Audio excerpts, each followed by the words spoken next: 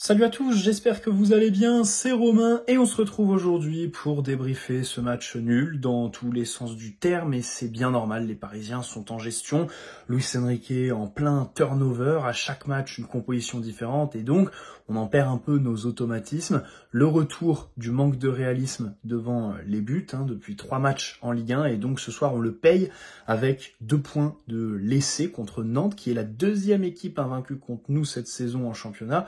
Après Reims, voilà, 2 matchs nuls, puisque bien sûr, on garde notre invincibilité. Il reste 3 matchs pour battre le record justement du Nantes de 94-95, gagner ou faire match nul contre Nice, Strasbourg et Montpellier, je crois. Et bien sûr, ce soir, il y a le record historique du Milan AC qui est tombé. 39 matchs sans défaite à l'extérieur en championnat pour nous. C'est du jamais vu dans le top 5 européen. Je crois qu'il y a 30 victoires et 9 nuls comme bilan. C'est quand même assez exceptionnel.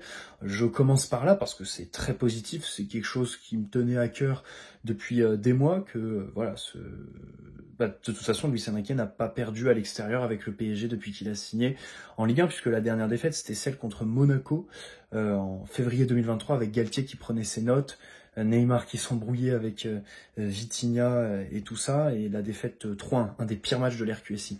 Donc voilà, ce soir, pour ce qui est du match, évidemment, on sait que ce débrief ne restera pas dans les annales parce que le match aussi, on va un peu l'oublier, c'est en semaine, il y a Nice qui arrive vendredi, Arsenal la semaine prochaine, clairement des joueurs qui sont champions et qui sont dans une forme de gestion, peut-être de suffisance pour certains, parce que c'est vrai que parfois tu as des excès d'individualisme qui sont un peu chiants, notamment en deuxième mi-temps. La structure collective, alors, il y en a qui pourraient avoir un avis un peu négatif sur ce genre de match en vue de celui contre Arsenal, parce que on est un peu moins efficace au contre-pressing, la structure collective est un peu plus désordonnée et on en pâtit sur la gestion des transitions, la gestion défensive machin. Bon, encore une fois, c'est une équipe très remaniée qui est alignée ce soir par Luis Enrique. Hakimi est laissé au repos, Dembélé retrouve le 11 en tant que faux neuf. Début du match, il est vraiment assez haut à fixer la charnière centrale, et plus le match avance, plus il décroche, plus il est intéressant. C'est vrai que ce rôle de faux neuf, quand il décroche, qu'il touche des ballons, qu'il apporte du nombre dans la densité, il devient important pour son équipe. Kvaratskhelia à ses côtés, avec Lee Kang-in qui retrouve l'aile droite, et encore un match plutôt intéressant pour le Sud-Coréen. Vitinha, Warren et Ruiz au milieu. C'était João Neves qui était annoncé sur la feuille de match, mais il est latéral droit et il fait encore un match assez intéressant à ce poste-là.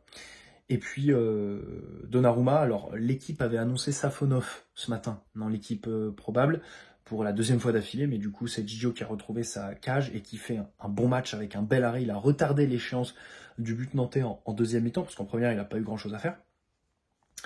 Et puis devant lui, Nuno Mendes avec Beraldo et Marquinhos.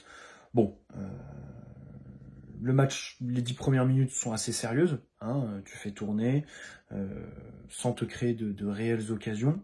Ensuite, tu as le petit temps fort de Nantes qui réussit à mettre le pied sur le ballon, à faire des renversements, sur les transitions, à te couper en deux assez rapidement, à trouver Simons sur le côté gauche pour eux, droit pour nous. Et puis ensuite, voilà, on retrouve du rythme, la dynamique, et puis l'ouverture du score de Vitinha qui fait sa célébration avec son serre-tête. Un beau but, la passe D de Lee Kang-in, un peu à l'aveugle, parce que c'est vrai qu'il est un peu derrière lui sur l'action, et puis la reprise de Vitinha, qui vient récompenser un bon début de match de sa part. Ensuite, des occasions pour doubler la mise, notamment celle de João Neves, début de deuxième mi-temps, si je dis pas de bêtises, sur le centre un peu dévié de Kvaratskhelia. Là, il doit la mettre, et ensuite, tu as un moment de flottement avec les changements de Luis Enrique. Alors, la grosse occasion de Barcola aussi, tout de suite, avec cette première touche de Désiré Doué, qui est un dribble et ensuite une passe téléguidée pour lancer Barcola devant le gardien nantais. Et ce but qui nous pendait au nez, avec une sortie un peu avant de Donnarumma sur un corner, une grosse occasion avec Marquinhos qui se trouve un peu à pas aller sur son marquage, et au final un arrêt qui est vraiment fantastique, et puis ce but assez frustrant parce que t'as Vitinha qui fait ses dribbles de merde au milieu de terrain, Barcola qui fait une perte de balle stupide parce qu'il est en tongue, et après les Nantais qui réussissent à marquer alors qu'ils sont à 4 contre 6 quoi.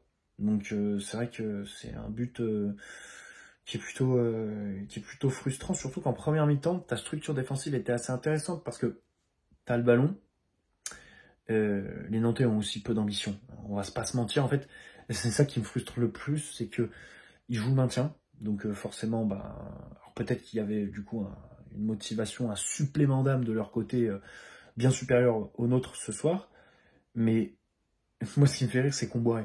C'est Comboiré qui à chaque fois en avant-match est le premier supporter du PSG, t'as l'impression en fait. Et leur donner des points alors que les mecs sont limite là pour te laisser gagner. Bon, à un moment donné, je suis peut-être un peu dur parce qu'en deuxième mi-temps, c'est vrai qu'il serait des occasions, mais vraiment à la pause, c'est un peu l'impression que j'ai.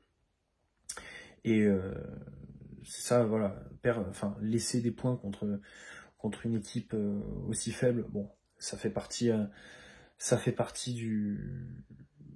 de ce genre de fin de saison où t'es champion très tôt, où l'écart est abyssal. C'est comme ça. Bon bref. Et donc cette fin de match un peu décousue avec des erreurs, Beraldo qui redonne un ballon dans l'axe, des duels ils sont moins gagnés, un PSG moins tranchant. Bon, on se dit vivement Arsenal, rien que pour avoir l'équipe type. Bon, sur les prestations individuelles. Alors déjà, Donnarumma fait son match, hein, il est présent avec un énorme arrêt en deuxième mi-temps, il se couche très rapidement, c'est vraiment beau. Alors sur le but, je vois pas ce qu'on peut lui reprocher. Au pied, alors c'est dommage, à un moment donné, il veut relancer super rapidement et au final c'est complètement raté en touche, mais il n'y a pas eu, d'erreur notable. João Neves en tant que latéral droit, déjà j'ai apprécié son activité. C'est dommage qu'il double pas la mise sur cette reprise dans la surface, mais pour le reste, il a été impliqué sur certaines séquences à la relance qui sont très intéressantes, notamment une en fin de première mi-temps, où voilà, il va trouver Warren qui va judicieusement faire une talonnade, et lui qui va lui remettre par-dessus. Bon, dommage que Warren derrière s'empale dans Nicolas Palois, si je dis pas de bêtises, mais c'est beau. En deuxième mi-temps aussi, tout début, il y a une belle séquence à la relance, donc c'est vrai qu'il s'illustre là-dessus. Il était sur côté de Simon, donc c'est vrai que il y avait un peu de travail pour lui, mais globalement il s'en est plutôt bien sorti défensivement, surtout que sur la deuxième mi-temps, l'essentiel du danger vient du côté gauche, le but, mais aussi il y a une occasion où il tire entrée de surface, pareil, c'est sur le côté gauche, donc c'est vrai que là-dessus, Joao a été plutôt bon. Bon, Marquinhos, alors en première mi-temps, il se contentait de porter le ballon, d'aller un peu fixer, d'essayer de trouver à la relance des circuits machin. Défensivement, bon, il était présent, il était propre. C'est vrai que sur la première mi-temps, on ne concède pas. Moi, à la mi-temps, je suis content du match. On mène 1-0, je me dis, il y a quelques belles séquences, pas forcément de suffisance, et surtout, on ne concède pas, en fait. Dans ce genre de match, évidemment, c'est le plus important. C'est dommage, à chaque fois, en deuxième, les physionomies sont un petit peu inversées ces derniers temps avec le PSG de Luis Enrique. Avant, en première mi-temps, on galérait, et en deuxième, quand l'adversaire commençait à fatiguer, on capitalisait.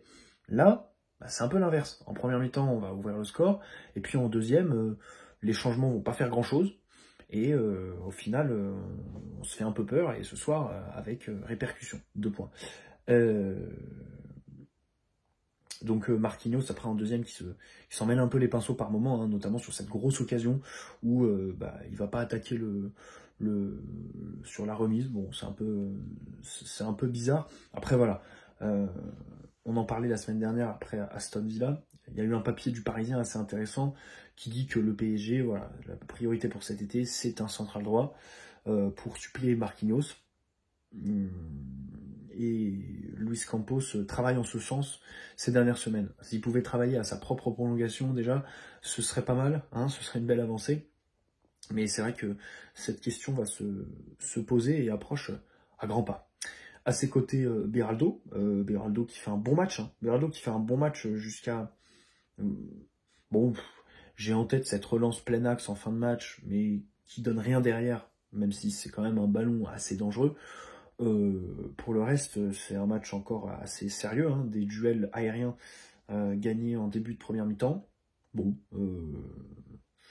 il fait ses matchs. Disons que Beraldo fait ses matchs. Nuno, qui était titulaire après avoir été remplaçant ce week-end contre la... Après, il sort assez tôt.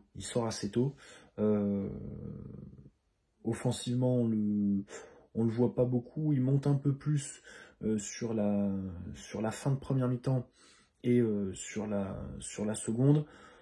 Pas vraiment de différence. Et défensivement, parfois un petit peu dépassé quand ça joue un peu dans l'espace derrière lui. C'est parfois un peu compliqué. Vitinha, début de match, il fait une grosse perte de balle qui donne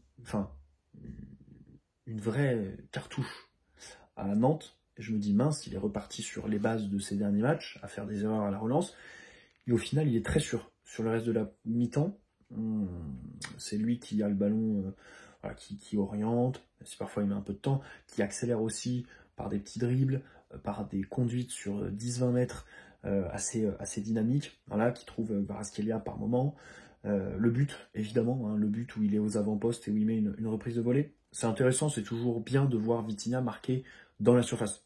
À part les pénaltys, évidemment, mais c'est vrai que la plupart du temps, il se montre sur des situations de tir en dehors. Et donc là, c'est vrai que le voir comme ça, à la reprise de cette passe de Lee Kang-in, sur ce genre de match, c'est évidemment ce genre de dépassement de fonction qu'on recherche. Des milieux qui se projettent, des places qui intervertissent, évidemment. Et à ses côtés, donc Warren. Alors Warren, c'est difficile à juger sur les dernières semaines. Je trouve sa première mi-temps plutôt consistante. Il fait son match. Après, en deuxième, c'est un peu moins bien. Des duels un peu mous. Assez peu de différence avec ballon. Dans tous les cas, c'est pas assez pour aller prétendre à une place de titulaire contre Arsenal la semaine prochaine, quoi. Si on veut aller à l'essentiel avec Warren. Fabian, qui met du rythme en début de première mi-temps. C'est vrai qu'il essaye de récupérer les ballons vite, les passes à chaque fois, il essaye d'être assez efficace. Ça marche plus ou moins bien. Après, plus le match avance, moins on le voit. C'est vrai aussi. Kvaratskhelia, depuis Aston Villa match aller, c'est quand même compliqué, quoi. C'est difficile, voire ne met pas un pied devant l'autre, quoi. Il y a le centre pour João Neves en deuxième mi-temps, où, mais encore, le centre, il est bien dévié quand même par un pied au tout début.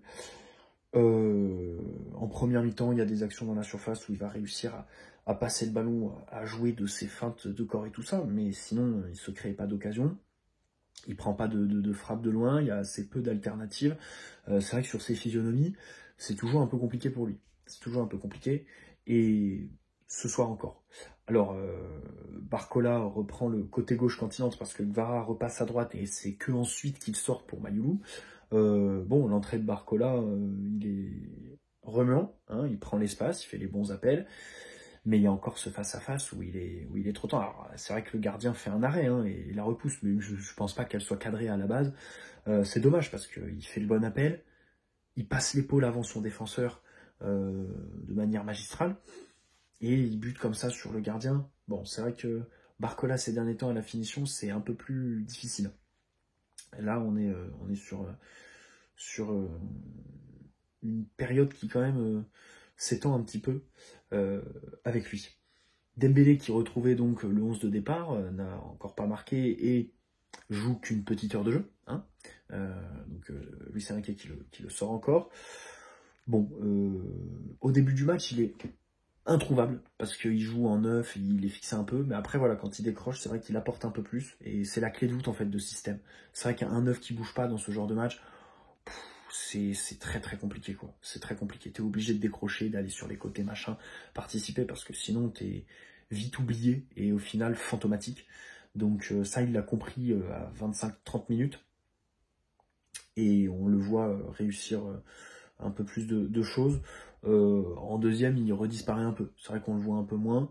Et au final, il sort pour Gonzalo Ramos. Gonzalo Ramos qui rentre. Alors que dire de l'entrée de Ramos? Que dire de l'entrée de Ramos? Son premier ballon, c'est un contrôle trop long. Non, c'est une remise de l'épaule comme ça qui est pas bonne. L'autre, le second, c'est un contrôle trop long. Après, il y a une bonne remise dans la surface où il contrôle, il passe à Vitinha, petit espace. Là, c'est bien. Et il y a cette occasion en fin de match. Cette grosse occasion sur un centre de Désiré Doué. L'inévitable, hein, celui qui donne des balles de but à quasi chaque match. Alors, il reprend de la tête. Si on veut être tatillon, on est obligé de dire qu'il tire en plein centre de la cage. Et en plus, c'est au-dessus. Donc, c'est transversal. Donc, bon, est-ce qu'il n'y avait pas mieux à faire sur cette action? Dans tous les cas, je pense que tout ça s'inscrit en fait dans un constat plus général. Il a besoin de plusieurs occasions franches pour marquer. Voilà, c'est pas l'attaquant létal qu'on veut nous vendre. Donc là-dessus, c'est vrai que c'est assez problématique parce que quand tu es joueur de rotation, c'est un peu compliqué quoi. C'est un peu compliqué de te montrer quand tu as besoin d'un volume assez important pour le faire. Voilà. Concernant l'entrée de Ramos, l'entrée de Doué, alors il y a un moment, il s'en mêle un peu les pinceaux, hein, il rentre encore avec les mercuriales de Neymar 2017, mais sinon, premier ballon, dribble et transversal superbe pour Barcola, une présence, du dynamisme, parce que j'adore en fait, c'est que le mec qui rentre et son premier ballon, c'est ça quoi, je reviens vraiment là-dessus, il est tout de suite dans le tempo, il se connecte tout de suite à ses partenaires, cette capacité à entrer dans les matchs est vraiment exceptionnelle quoi, le mec qui est là, premier ballon, c'est ça. Et ensuite, il y a le centre pour Ramos qui est quand même bien dosé, qui est plutôt assez fort, assez fuyant, dangereux. Non, encore une entrée avec des choses à dire tout simplement sur Désiré Doué, avec du concret. Et normalement, il doit être décisif si ses partenaires ne mangent pas la feuille, comme ça a été le cas pour Barcola et Gonzalo Ramos. Ah, j'ai pas regardé les expected goals avant d'allumer la caméra, c'est dommage parce que j'étais curieux de les savoir.